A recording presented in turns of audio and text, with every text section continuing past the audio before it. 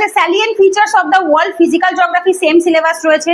Even পরেরটাও তাই, distribution of কি natural resources across the world including south Asia, Indian subcontinent, factors responsible for the location of primary, secondary, tertiary industries in various parts of the world including India. তো same রয়েছে, আলাদা কিছু নেই। তো that means আমাদের same ভাবে ready করলেই হয়ে যাচ্ছে। এরপরের টপিকটাও দেখো সেম আছে ইউপিএসসির সাথে। Important geophysical phenomena such as earthquake, tsunami, volcanic activity, cyclone, geographical features and their location, changes in the critical geographical features including water bodies, ice caps in the flora and fauna and the effects of such changes. Same রয়েছে, এটাও UPSC সিলেবাসে একদম একভাবে রয়েছে। এইবার দেখো important যেটা নতুন জিনিস কিছু অ্যাড হয়েছে, যেটা জিএস পেপার 1 এ ইউপিএসসি তে নেই। ঠিক আছে, কি অ্যাড হয়েছে? Major crops, cropping pattern in various parts of the country, especially in West Bengal, different types of irrigation system. তাহলে এই টপিকগুলো কোথায় আছে?